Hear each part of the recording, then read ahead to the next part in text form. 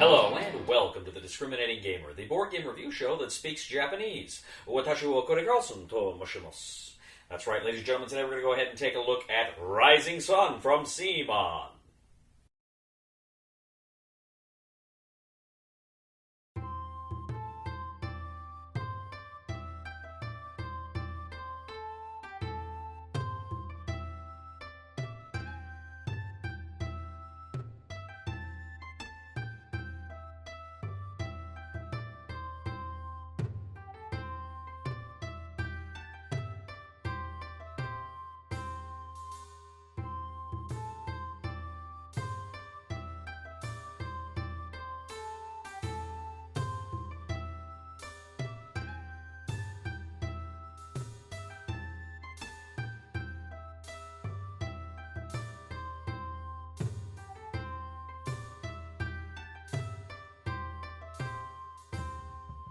In Rising Sun from CMON, 3 to 5 players are going to take on the roles of various clans in feudal Japan. Futile Japan? Feudal Japan. The game board is a map of feudal Japan. You have various provinces that separate the islands of Japan, and you have various tracks and spaces on the board as well. One of the most important things you're going to do when you set up is set up the War Province track. Essentially, you're going to take these War Province tokens and randomly pick out a number of those depending on the player count, and then you're going to place the corresponding number of where they're located onto little spaces around the board to illustrate that they are indeed match that War Province, and they will be battled over at the end of that season. You're also going to set up the shrine tiles. These various shrines are going to give players various powers, and they can send some of their figures to worship there. More on that later. You're also going to have an honor track, which you're going to set up in the top left corner. This is going to show exactly what the honor of each of the houses, each of the clans are, and honor is going to be very important for breaking ties in the game. You'll also place season cards. Now, the game takes place over the course of 4 seasons. You have spring, summer, fall, and winter. You really play out the first 3, and then the last one is actually kind of your scoring session. Winter is kind of your scoring session. But what you're going to do is each season has season cards, and these season cards are going to provide you with the possibility to gain things like special abilities or monsters as the game progresses. On your home province, you will also place your Daimyo, your noble, as well as one of your Bushi figures. Bushi are your foot soldiers. You've got 2 different kinds of Bushi figures, as well as a stronghold on that home province. Now, at the beginning of each season, you're going to have a tea ceremony. A tea ceremony is kind of your negotiating phase. Essentially, you can agree to different alliances at this time, but you don't have to. It may be beneficial to go for alliances, but just know that whoever you are allied with is going to get the same benefits that you get. So maybe that's not something you want to do when you play your mandates. Maybe that's something you don't want to do if somebody is potentially a threat to you. But at the same time, you may want to make sure that you're not going to go after the same provinces, or that you're going to hold the province even if they have units in it. You conclude an alliance by putting your kind of yin and yang tokens together. Once you place those together, that shows that you are indeed in an alliance for that turn. Now, you may, like I say, some players may form alliances, others may not. You know, if you're playing a 5-player game, you could have 2-player alliances and then 1 odd man out, or any combination thereof. Now you have the political phase. Each player is going to go ahead and take turns drawing the 4 tiles from the mandate deck, these token cards. You're going to go ahead, pick which one you want to do, and you're going to lay that down in the space. And there are different kinds of political mandates you can engage in. Each mandate has a primary ability for you and your ally if you are in an alliance, and then a secondary ability that anybody can do. You can recruit. The recruit action essentially lets everybody place one of their figures on one of their strongholds, but you can also recruit a Shinto, which you can then send to the shrine to worship the kami, which again will give you different benefits a little bit later. Everybody else, or rather I should say the 2 players in the alliance, they can go ahead and place 1 additional figure anywhere on the board that has one of their strongholds. You can marshal. Marshal essentially lets you move all of your units up to 1 space. You and your ally, however, you can also build a new stronghold for 3 coins. You can train. Training lets you buy a season card. Now, again, these are cards that give you special powers, special abilities, special ways to score, or monsters. Everybody has a chance to buy that, but for you and your ally, you can pay 1 less coin than the printed cost on those cards. You can harvest. Every player can collect 1 coin, but you and your ally can actually gain specific advantages from that province. For instance, you could gain more coins, or you could gain victory points, or other things as well. You can also betray. If you betray, you can essentially break an alliance. So you move against your former ally, but then, of course, you do take a hit on the honor track. Now, in certain spaces between the mandate, playing of the mandates during the political phase, you're also going to have the kami phases. You're going to have 3 of the kami phases. And how that works is essentially you look at the shrines, and whoever has the most Shintos on the shrines, they control that shrine, and they get whatever specific advantage is attached to that shrine. Now you're going to move to the battle phase. Essentially, you're going to look at the numbers on the war province track, the 1, 2, 3, 4, etc., and you're going to look where they are on the board, and you're going to resolve them in order. Now, if, of course, there's nobody in one of these provinces, it doesn't matter. If there's 1 player, it doesn't matter. But if you have 2 unallied players that are in there, you're going to have battle. Now, what you do during battle is you each have a player screen, and you have these player screens throughout the game, but really in battle is the only time it matters, because you have these battle cards, these war cards, that show what specific actions you can do. You're going to take your coins, and you're essentially going to kind of bid on which ones you want to take. Once you reveal, whoever has the most on the specific actions can take those actions. So the first action is seppuku. You can essentially kill all of your units. If you think it's a hopeless battle, you can kill all of your units. You gain 1 victory point and 1 honor for each unit of yours that you kill.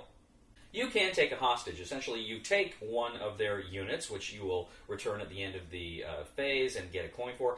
But when you do that, you also get to steal 1 of their victory points. You may hire Ronin. Essentially, if you collect these little Ronin tokens throughout the board, you can add them, bringing a 4 strength to your battle. So they will fight just like your figures in a battle. You place them on there, and if you win that contest, you place all the Ronin on there, and they contribute to your battle.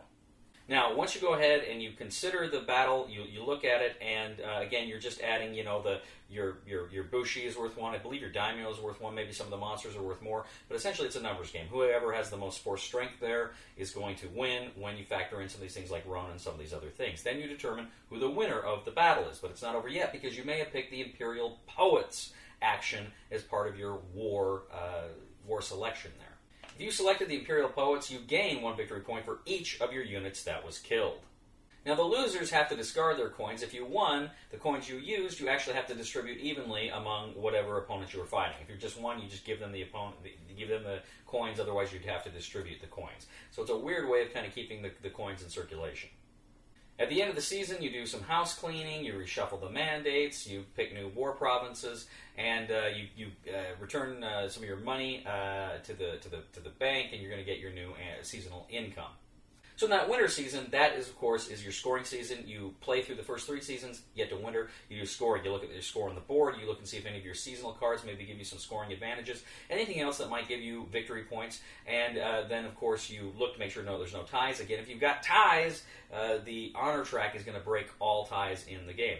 So assuming that you are the clear leader, then, of course, you have won Rising Sun. So, just a quick note here about what you're seeing. The good people at CMON sent me a copy of Rising Sun to review, and I was thrilled because this is a game that looked very interesting. I called my friend Chris. I said, "Hey, I just got Rising Sun. Do you want to play it?" And he said, "Yeah, that's great. I just got the Kickstarter edition of that." I'm like, "Oh, well, okay. Let's play yours then." So we actually played with Chris's. So in the video footage, you're seeing a lot of the Kickstarter stuff. It's got the bigger map. You're seeing the little flag tokens, a few other little bells and whistles that you got with the Kickstarter. So what you're seeing in the video, a lot of that is coming from the Kickstarter. We even played with the kami figures that actually come out. And I hate those dirty kamis. But that's what that was. That was kind of from one of the expansions with the kami figures that come out, and those are available to buy, as I understand. CMON actually did send me a copy of those as well. So those are really cool. Those figures do kind of add another layer there. But again, what you're seeing in the video is the Kickstarter edition, and of course I've got some photos here of the retail edition of Rising Sun. So just to let you know exactly what's going on there. So my thoughts on this game. This is, of course, the latest from Cool Mini or Not, this kind of dudes on a map kinds of games they have. And when they first announced Rising Sun, I wasn't terribly excited because I'm not a big fan of the theme. Feudal Japan is not a theme that really captures my imagination. It's just never has been. And then I had actually heard about this one before I played Blood Rage, and it wasn't long after that I first played Blood Rage. And I played Blood Rage, and the thing about Blood Rage was, I'm not a big fan of Norse mythology either. It's all right, but it's just not something that again captures my imagination. So I played Blood Rage largely because people were telling me how amazing it was, and so I thought, well, maybe there's something to it. And I played it, and they were right. I loved Blood Rage. I thought Blood Rage was fantastic. It was really a lot of fun. And then, of course, that was by Eric Lang, and then Rising Sun is by Eric Lang, so I started to get more excited. Well, maybe Rising Sun, this is going to be good.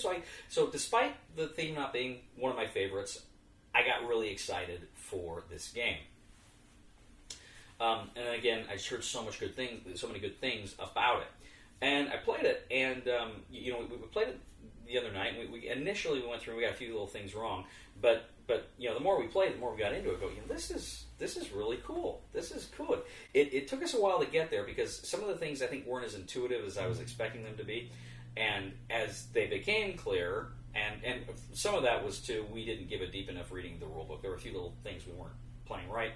But once we got it, it's like, this is really cool. This was a lot of fun. I really enjoyed this game. It's really good. Chris loved it. I talked to Robert, who played with us, and Robert said he liked it, but he preferred Godfather by CMON. He thought that was a better game than Rising Sun. I can see his point, and frankly, the theme of Godfather appeals to me more, but I don't know. There was something about Rising Sun that just, I liked. First of all, it does have negotiation, and that was, I think, built up a little too much. I think somebody had said this was loosely based on diplomacy. It's nothing like diplomacy. It is nothing like diplomacy. But there is a little bit of negotiation in here, and I liked that, and there was no negotiation really in Godfather, and that was one of the things I was disappointed about. So I liked the negotiation aspect of this game, even though I think it's, again, probably wasn't as fleshed out as well as it could have been. But I liked it. I liked the concepts here that allow for negotiation that you didn't see in some of those other games.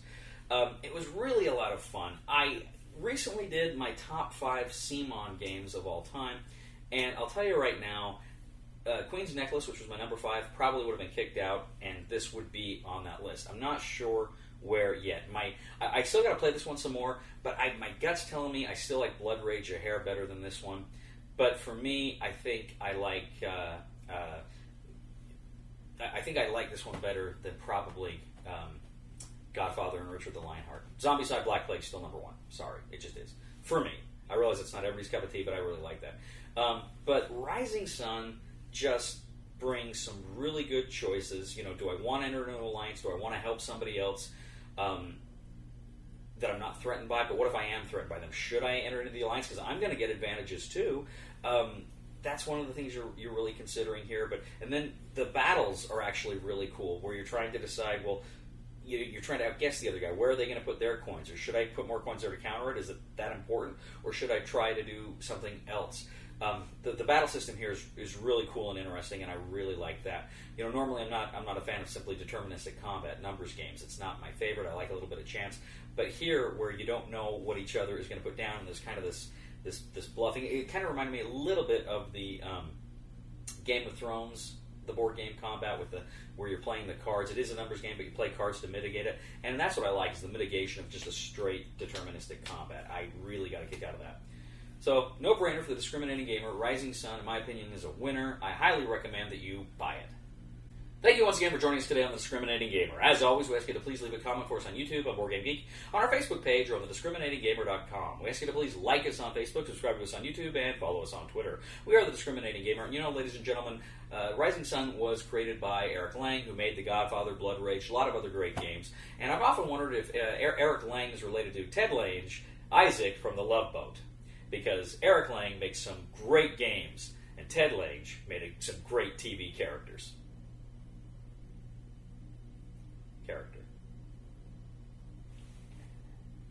Please somebody help me on my feet again, and I don't know where I'm going, and I don't know where I've been. Please somebody help me on the solid ground. It's a long time, and I'll be dying. Once a year I wind up in the band.